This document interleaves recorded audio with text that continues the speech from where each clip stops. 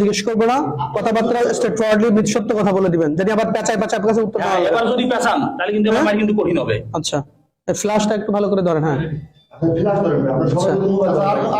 এই গ্রামের নাম কি আপনাদের? মাইজেল, ফরিদপুর পশ্চিম মাইজাল।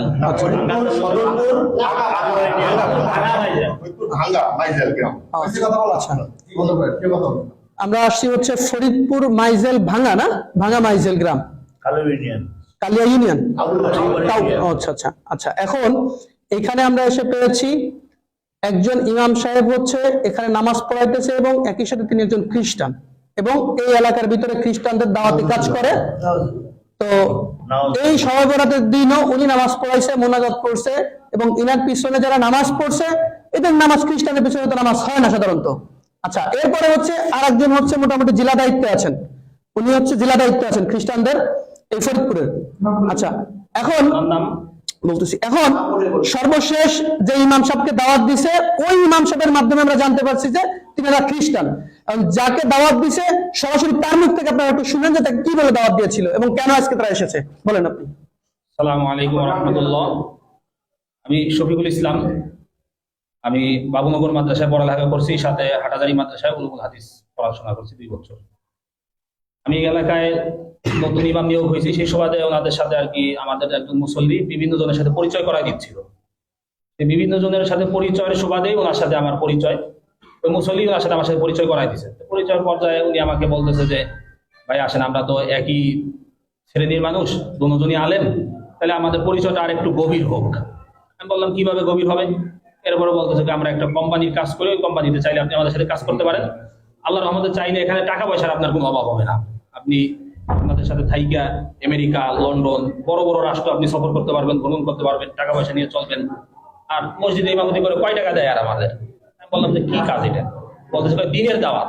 দিনের দাওয়াত করে টাকা পাওয়া যায়, এটা এবং কি দিনের দাওয়াত একটু বলেন আমাকে বিস্তারিত কইলা। উনি বলতেছে কয় সব নবীর কথাই তো কোরআন শরীফে আছে, তাই আমরা শুধুমাত্র করি কি ঈসা নবীর দাওয়াতটা আমরা বেশি দিই, অন্য কোনো নবীর আমরা দাওয়াত দিই না, আর আমরা তাকেই মানি। আমি বুঝতে পারলাম যে এখানে আসলে উনি খ্রিস্টান মিশনারিদের একটা কাজ চক্রান্ত, যার কারণে আমি ওনাকে আস্তে আস্তে আস্তে আস্তে আমার লাইনে আনার পর্যায়ে এক পর্যায়ে গত পরশুদিন ফোনে আমার সাথে বলতেছিল যে কোরআনের মধ্যে মুহাম্মাদের নাম আর কয় জায়গায় আছে, তার থেকে আমাদের ঈসা আলাইহিস সালামের নাম, মাসিহ ঈসার নাম আরো বেশি জায়গায় আছে, এরকম বলতেছে। পরে আমি গতকালকে সর্বশেষ জিজ্ঞাসা করি যে ভাই আমার, তাহলে উনি আমাকে অনেকদিন ধরে বাড়াবাড়ি করতেছিল যে আমাকে দিবে, ওই তরিকা দিবে, কিছু কিতাবাদি আমাকে দেওয়ার কথা ছিল, কিন্তু তরিকা না দেওয়ার কারণে কিতাবাদি উনি আমাকে দিচ্ছে না। বলতেছে তরিকা যদি আপনি নেন তাহলে আপনি কিতাবগুলি আমার থেকে নিতে পারবেন, এছাড়া তরিকা না নিলে আপনি আমাদের কোনো কিতাব পাবেন না। আমি বললাম যে তাহলে কি করতে হবে? আপনাকে আগে তরিকা নিতে হবে। তরিকা কিভাবে নিব? এই তরিকা নেওয়ার জন্যই আজকে আমার এখানে আসা। যাওয়ার কথা ছিল প্রথমে ফরিদপুর, কিন্তু আমি ফরিদপুর যখন যাচ্ছিলাম না তখন এখানে আসলাম। আর এখানে এসে আজকে আমাদের কার্যক্রম যেটা ছিল সেটা হচ্ছিল গিয়ে যে উনি আর আমি 2 জন মিলে নদীতে নামবো গোসল করতে। আমাদের আজকের প্রোগ্রাম যেটা ছিল সেটা হচ্ছিল কি আমরা 2 জন একসাথে নদীতে নামবো। উনি আমার মাথার উপরে এইভাবে হাত দিবে, হাত দিয়ে বলবে যে আপনি কি মাসিহ ঈসাকে একমাত্র মুক্তিদাতা হিসেবে মেনে নিলেন এবং এই ধর্মের উপর কি আপনি থাকার জন্য প্রস্তুত? আমি তখন বলবো যে হ্যাঁ। বলার পরে আমার মাথা ধরে চাপ দিবে, আমি পানিতে ডুব দেবো, এরকম নাকি 3 বার করা হবে। এই বিষয়ে গতকাল আমার সাথে কথা হয় ফোনে, এই ফোন রেকর্ডটাও আমার কাছে আছে, চাইলে আপনারা কেউ ডকুমেন্টস হিসেবে এটা শুনতেও পারেন। এই হিসাবে আজকে আমার এখানে আসা। তা ওনাদের গত 1 তারিখে ঢাকায় একটা প্রোগ্রাম হওয়ার কথা ছিল, হয়েছেও সেটা। আমাকে উনি যেটা বলছে যে এখানে নাকি শত শত আলেম নাকি থাকে উপস্থিত, যারা বাংলাদেশের বিভিন্ন প্রান্তে মসজিদ মাদ্রাসার খেদমতে আছে। আমার সাথে ওনার সাথে ভিডিওতে কথা হয়েছে, ওইখানে উনি আমাকে পরিচয় করা দিচ্ছে একজন আলেম, যে সে নাকি মিশর আল আজহার বিশ্ববিদ্যালয় থেকে নাকি পড়ালেখা করে আসছে। তাই উনি আমাকে যখন পরিচয় করাই দেয় তখন উনি এখান থেকে বলতেছে কাইফা হাল। আমিও এই দিক থেকে বললাম যে কাইফা হাল ইয়া আখি আলহামদুলিল্লাহ বিখাইর, এরকম বললাম। এরপরে দেখুন উনি আবার বাংলা বলতেছে। বুঝলাম যে উনি মিশর থেকে পড়ালেখা করে যদিও আসে নাকি সত্য না মিথ্যা আল্লাহ জানে, তবে উনি আর কি আরবি কিছু পারে। এইভাবে করে আর কি কথাগুলো বিষয়গুলো আগাচ্ছিল। পরে আমি আমাদের ভাইদের সাথে, আমাদের মুনাওয়ার ভাই, তারপর ওই পাশে যে একটা মুনাওয়ার মাদ্রাসা আছে, মাদ্রাসা শিক্ষক উস্তাদ সবার সাথে আমি পরামর্শ করি বিষয়টা নিয়ে, যে ভাই কিভাবে কি করা যায়, কোনটা আমাকে বাকি দিক নির্দেশনা দেয় যে আপনি এইভাবে করে আগান, তাহলে আশা করা যায় আমরা আমাদের বড় একটা গ্রুপকে ইমানের হেফাজত করতে পারবো। এই হচ্ছিল আমাদের আজকের বিষয়াদি। বাদ বাকি কথা তাই আশা করি স্বীকার করবে, স্বীকার করতে হবে এই জন্যই কারণ ওনার সকল প্রকারের ডকুমেন্টস আমাদের কাছে অলরেডি আছে, আমার কাছে আছে। এই যে কিতাবগুলি দেখতেছেন, এই কিতাবগুলো উনি আমাকে আগে অনেকবার বলছে যে কিতাবগুলো ওনার কাছে আছে, কিন্তু দিবে না কেন? তরিকা না নিলে নাকি কিতাব দিতে পারবে না।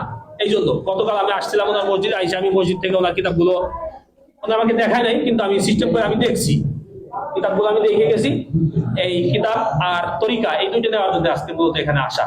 তো আমি আপনাদের কাছে আবেদন করবো যে টাকা, হ্যাঁ কিছু টাকাও দেওয়ার কথা ছিল। আমার সাথে ওনাদের একজন আছে, আলেম আছে, যে কুমিল্লা আছে, মুফতি আকিদুল ইসলাম, কুমিল্লা দাউদকান্দিতে আছে, একটা মসজিদের ইমামতি করে, সাথে একটা দাখিল মাদ্রাসা উনি শিক্ষকতা করে। তো ওনার সাথে আমার সাথে গতকালকে কথা হয়েছে প্রায় 20 মিনিট এই হোয়াটসঅ্যাপে, এটাও আমার কাছে কল রেকর্ড আছে। ওনার বাড়ি কোথায় কিছু বলছে? উনি আমাকে আগে বলছিল গোপালগঞ্জ, কিন্তু উনি তো মাত্র স্বীকার করলো যে আকিদুলের বাড়ি নাকি বাগেরহাট, এরকম বলছে। আমাকে বলছিল গোপালগঞ্জ, কিন্তু মাইর দেওয়ার ভয়ে হয়তো উনি ই করছে, এখন হয়তো সত্যটা বলতেছে, বা আগে সত্যটা বলছে, এটা বলছে। আকিদুল নাকি এই মাসে 10 জন মুসলমানকে খ্রিস্টান করে ওইখানে নিয়ে আসছে, উনি বলছে এটা আমাকে, যে আকিদুল একজন ইমাম সাহেব, সে 10 জন খ্রিস্টানকে আর কি মুসলমান যারা খ্রিস্টান হয়েছে গত এই 1 তারিখের সেমিনারে উনি নিয়ে আসছে। সেমিনারে আমার যাওয়ার কথা ছিল, কিভাবে যাইতে হবে, কিভাবে মসজিদ থেকে ইমাম, হ্যাঁ সেও একজন দাউদকান্দি একজন ইমাম, তারা ইমাম কিনা এই ব্যাপারে আমি এটা জিজ্ঞাসা করি রে, এটা আচ্ছা আচ্ছা। এখন হলো এই ভদ্রলোক হলো খ্রিস্টান হয়েছে, এবং ইনি শুধু খ্রিস্টান না, এনার তো আসলে এক পা অলরেডি কবরে চলেই গেছে। তো ইনি এখন এই গ্রামে দাওয়াতি কাজ করে, এই মসজিদের ইমাম সাহেব, এবং এই অঞ্চলে উনি খ্রিস্টানদের দাওয়াতি কাজ করেন। এখন আপনার নাম হলো, আপনার নামটা বলেন। হাবিবুল্লাহ বাহারি। আচ্ছা, প্রথমে পরিচয় দিয়েছিলেন কি? মাওলানা মুফতি হাবিবুল্লাহ বাহারি।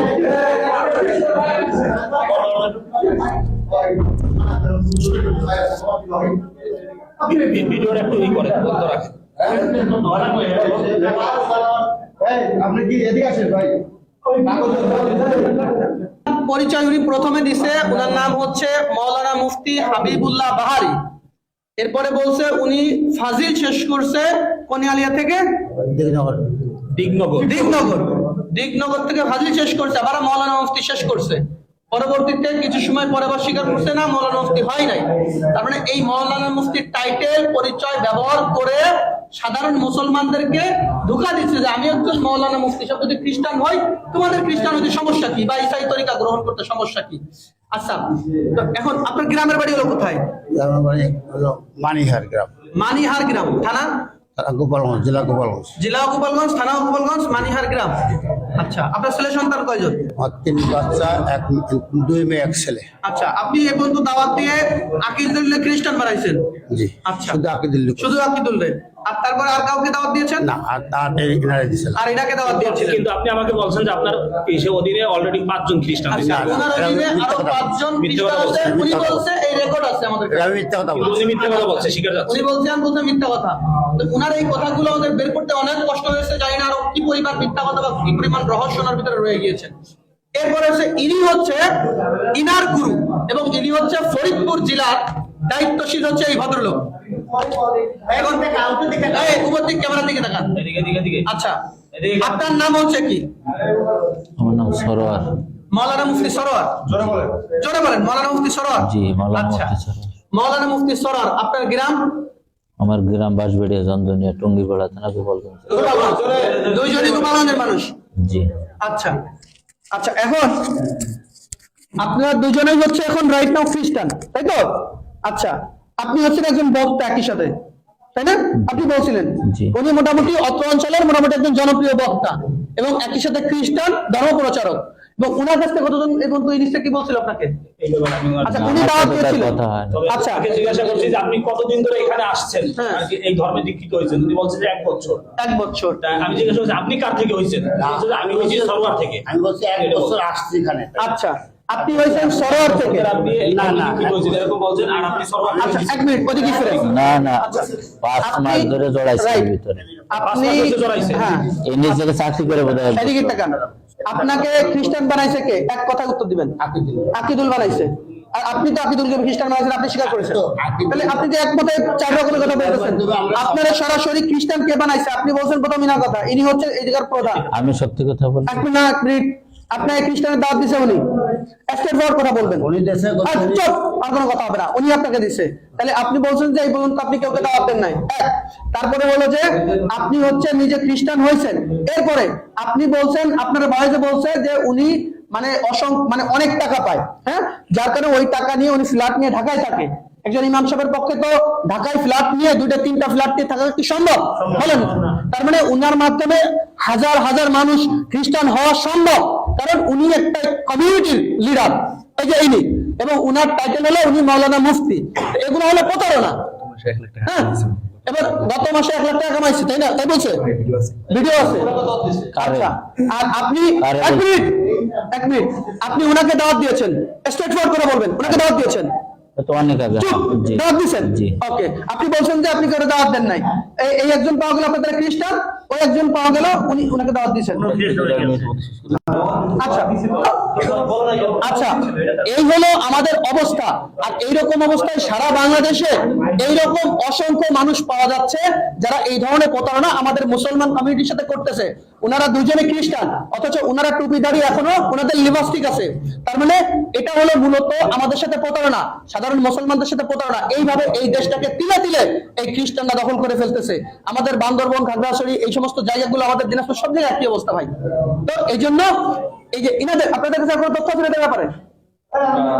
শেষ করে দেব। আচ্ছা, যাই হোক, এই হলো অবস্থা আমাদের। তো আমরা ওনাদেরকে পাইছি, এই হলো কিতাব। এই কিতাবের মাধ্যমে, এই কিতাবের নাম দিয়েছে কিতাবুল মুকাদ্দাস, অথচ এই কিতাবের নাম হিন্দুদের মানে খ্রিস্টানদের ধর্মগ্রন্থের নাম হচ্ছে বাইবেল। কি নাম? ওদের নাম হলো বাইবেল। এরা মুসলমানদেরকে প্রতারণা করার জন্য, হ্যাঁ, আচ্ছা, এই যে হচ্ছে ওনাদের মূল ইসার নাম হচ্ছে a translation of the holy Bible, অর্থাৎ এটা ট্রান্সলেশন, অনুবাদ করা হয়েছে হোলি বাইবেল থেকে, পবিত্র বাইবেল থেকে। তো অনুবাদ করা হইলে এটা কিতাবুল মুকাদ্দাস হলো কিভাবে? একই সাথে এই যে মনোগ্রামটা, এটা আমরা কোরআন শিবির ব্যবহার করি না? তো এইটা ব্যবহার করছে সাধারণ মানুষ, জানি মনে করে এটাও কোরআন শিবির মতো। হ্যাঁ, এইভাবে এই দেশের মানুষদেরকে প্রতারণা করতেছে। এরকম শত শত বই ওনারা করছে। যাই হোক, এই ছিল আমাদের আজকের বিষয়বস্তু। আসসালামু আলাইকুম ওয়া রাহমাতুল্লাহ।